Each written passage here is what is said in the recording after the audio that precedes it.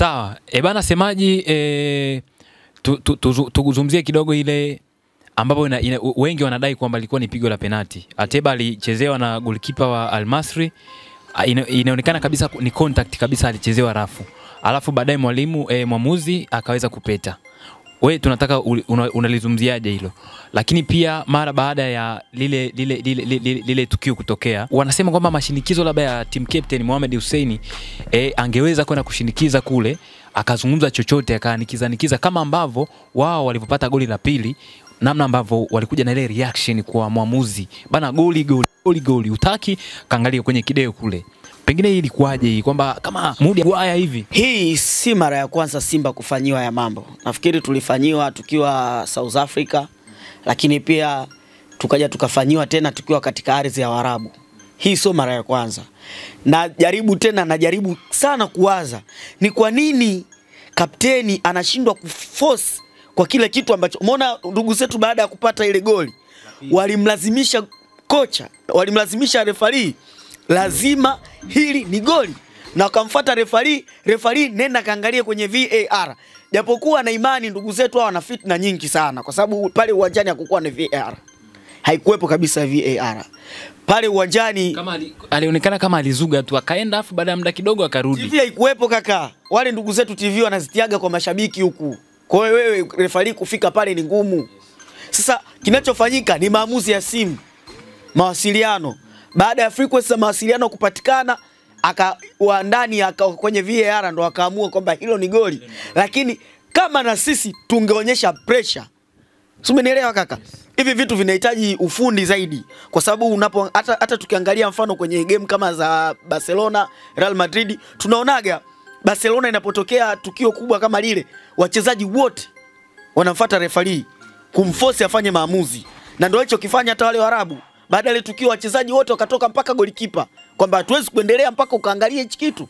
Baada ya pale ndo maamuzi yakafanyika. Jambo ambalo kwenu Simba ni kama lilikuwa gumu kidogo hivi. Mudi alikuwa na roho ya kilokole sana pale. Mimi naendelea tena kumuomba, na nikikutana tena Mohamed, nafikiri nitazungumza naye hili swala.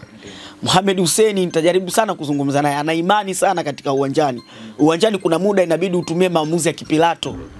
Yaani uache kabisa imani yako ambayo uko nayo ndani ya moyo. Kuna muda ili uweze kupata matokeo hata kwa kumdanganya referee, japokuwa kidini yako hairuhusiwi. Kwa sababu ni jambo la kitaifa hili ambalo tunakwenda kwenye ile mechi. Hii mechi ni mechi ya kitaifa kaka. Tunahitaji kuionyesha Tanzania kwamba sisi sio watu wa robo finali peke yake. Tunahitaji kwenda final. Wengine kutokana na video vya kwenye mitandao na maeneo mbalimbali, wengine wanapendekeza labda team captain angekuwa Ngoma, kwa sababu Ngoma yeye ana exposure katika hizi lugha, ana uwezo wa kuzungumza lugha zaidi ya moja. Ukiachilia na Fabrice Ngoma, mimi nilitamani hata Chemaloni angekuwa team captain, kwa sababu Chemaloni ni mtu ambaye anazungumza sana. Yaani ni mtu ambaye anafoka. Yaani unajua kapteni kwanza inabidi uwe na morali wakati wote. Unaamua kwamba hiki lazima kifanyike. Sawa. Lakini pia ukija kuangalia, kama tukiangalia Gajo Rafael Boko, alikuwa mpole pia. Alikuwa mpole sana. Simba tuna bahati ya kupata watu wenye imani, lakini sasa kwenye haya maamuzi yanahitaji imani. Yanahitaji sasa uwe na roho ya kikatili kweli kweli. Yaani kuna muda ikiwezekana hata referee mfuate, ukipigwa red card, tunajua huyu kapewa red card kwa ajili ya timu. Sisi wenyewe mashabiki tunaweza kuchangia chochote tuweze kusaidia. Haya mambo safari hatuhitaji tena mzaha kaka. Sawa, haya mambo semaji anavyosema hapa kwamba mambo haya ya mizaha, mambo ya upole, mambo ya ulokole hayatakiwi katika mchezo ambao ni lazima. Sasa mwalimu, mmerejea nyumbani Tanzania mara baada ya kutokea kule Misri. Sasa hivi ni maandalizi ya kuelekea kwenye mchezo wa tarehe 9, na nyinyi kama mashabiki ni haki yenu na pia ni wajibu wenu wa kuweza kuhamasika kwenda kutazama mchezo huo.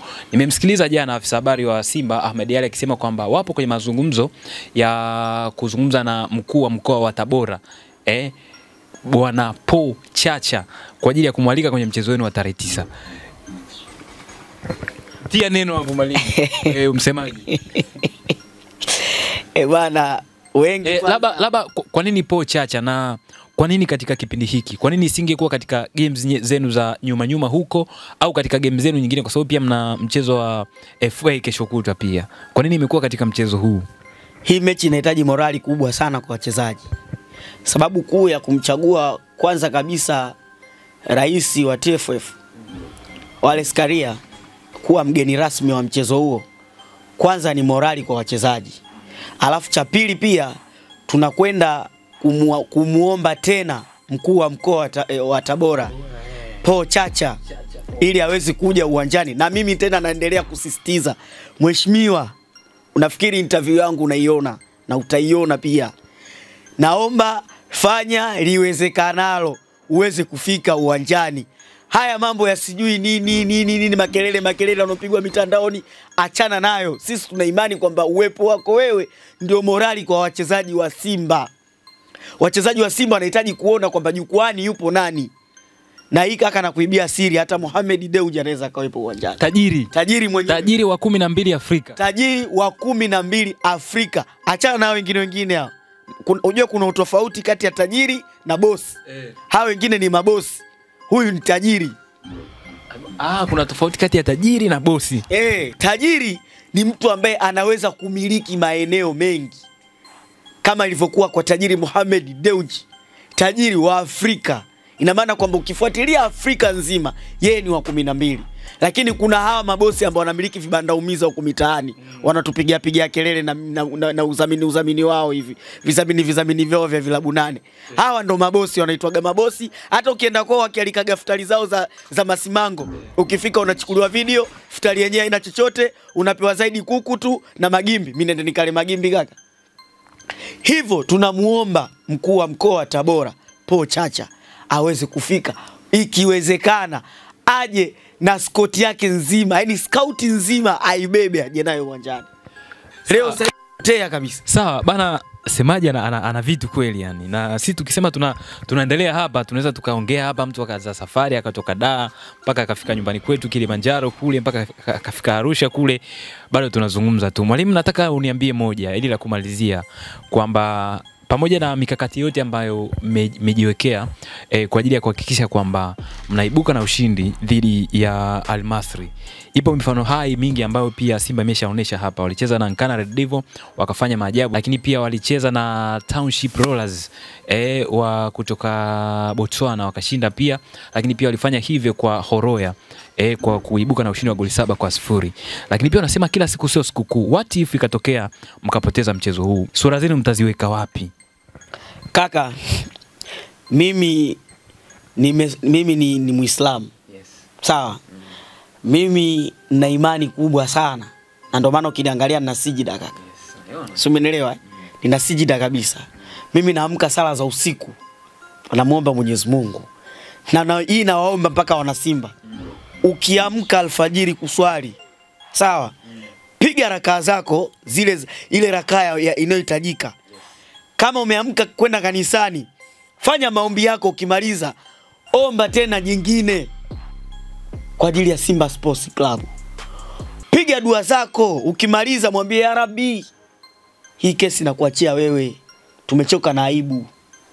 Kwa nini sisi tuto makarobo? Ukifuatilia ndo maneno yao, basi tena limeisha hilo. Umeelewa kaka? Yaani imefikia hatua Simba hata ukituchukua eti kwamba bwana hii hatua mnaanzia robo finali, tunatokea hapo. Hii inakuwa ni aibu kaka. Lakini I promise na kuahidi kaka, hili jambo, na narudia tena, mwana Simba, ukila chakula unaposema bismillah au unapoomba Mwenyezi Mungu, Baba uliye mbinguni, bariki chakula changu. Ukimaliza neno tumwambie Mwenyezi Mungu kabla ya chakula changu kumaliza kula. Hapa kwenye dua yangu ya chakula, na chakula changu kingine cha baraka ni Simba. Unanielewa kaka? Ukimaliza kusema ya bismillah ya Rabbi, nashukuru kwa chakula hiki, basi kabla hujamaliza ile dua ya kuanza kula chakula, mwambie tena ya Rabbi, chakula changu kingine cha baraka ni Simba. Unanielewa kaka? Ukimaliza alhamdulillah kwa Simba, usiseme alhamdulillah kwa sababu jambo halijafika. Bado. Unanielewa? Mimi yani ninapoamka ile swala ya alfajiri, naamkaga mpaka saa 8 usiku kumuomba Mwenyezi Mungu katika dua zangu za rehema, unipatie kipato kizuri niweze kula vizuri na familia yangu. Lakini kuna hii baraka nyingine ya Simba. Si unanielewa kaka? Sometimes nafika mbali, baraka ya Simba naiweka mbele kuliko hata familia yangu kaka. Si unaelewa? Yaani nafikia hatua kwamba katika dua zangu naanzaga kuitaja Simba, ya Rabbi, dua yangu Simba yangu iwe ya kwanza, alafu baadaye ndo namalizia Mwenyezi Mungu pamoja na familia yangu niweze kula vizuri pia. Nipate kipato kizuri cha kuweza kula na familia yangu. Na hivyo hivyo nawahamasisha na mashabiki wa Simba, ukianza kula bismillah, Mwenyezi Mungu na kula chakula chako umekibariki, basi naomba na baraka nyingine iwe hii ya Simba. Simba yangu ndo chakula changu kingine cha baraka. Ikitokea tena unamaliza kula ukisema alhamdulillah nimemaliza kula, basi usimalize kwa Simba alhamdulillah, sema ya Rabbi, bado nimekula, nimeshiba, afya yangu naendelea kuimarika, lakini afya yangu ni bora zaidi niweze kuendelea kukuabudu ya Rabbi. Naomba na hili kwa Simba tulimalize. Mwenyezi Mungu huwa anatutikia dua zetu sana. Tunasema Mwenyezi Mungu hakupi unachokitaka, bali anakupa unachostahili. Lakini na imani unapomuomba vizuri huwa anakupa kile ambacho unakitaka. Sisi haya ni maneno ambayo tunasemaga ama wahenga ndo wameyatoa. Lakini ukifuatilia zaidi wale mwenye kuomba la kwake, na Mwenyezi Mungu huwa anasema mwenye kumuombea mwenzake mema, basi na yeye tutampa mara mbili yake. Kaka, shabiki wa Yanga pia ikiwezekana omba, ukiwa unaomba tu sema Mwenyezi Mungu na Simba, basi mwakani unafika finali. Kwa dua za Simba zinambeba Yanga kufika finali. Na wanasema kama atadinu tudani, unapomuombea mwenzako mabaya na wewe ya kwako yatakufika mara mbili. Sasa ukiniombea mimi baya, kwa kweli nakuja mara mbili yake. Kwa sasa nyinyi Yanga mnampa finali ipi? Tunampa finali mwakani atashiriki shirikisho. Hawezi kwenda tena klabu bingwa, anatutia aibu. Wewe mchezaji uko klabu, wewe klabu timu kubwa, unajiita timu kubwa. Sisi ile klabu ya kihistoria tu, sio klabu kubwa. Sawa, bana, katika kitu kingine ambacho nimekigundua kwa Semaji ni kwamba ana kipawa sana cha kutoa mahubiri. Anaweza kuwa shekhe mzuri sana wa kutoa mawaidha msikitini huko. Bana, Mungu akupe heri katika hili. Amina, amina rabbil alamin. Sawa, wanasema hata barabara iwe ndefu vipi huwa haikosi kona, na sisi moja kwa moja tunakomea hapa, tunaweka nukta hapa. Kutoka hapa kuja kwenye kifaa chako chochote pale ulipo. Hii ni Kurasa TV Online. Sisi tupo hapa kwa ajili ya kukufundisha, kukuhabarisha na kukuelimisha, lakini pia kukuburudisha. Ukipenda tukifanya, tufuate katika mitandao yetu yote ya kijamii. Tunapatikana kwa jina moja la Kurasa TV Online. Subscribe hapo ili kuweza kuwa wa kwanza kupata info and new updates kila tunapoziweka. Mimi ni mtangazaji wa taifa. Nifuate katika ukurasa wangu wa Instagram, natumia @mtangazaji wa taifa. Hints blue button iliyoandikwa follow, alafu nitakufollow back, maisha yakae sawa zaidi. Behind the camera yupo mtu mrefu super tall ambaye amekimbia kucheza NBA Marekani, amekuja kufanya kazi ya kushoot, of course pia sio mbaya. Anaitwa Manoni MJ. Umetisha sana, huna baya.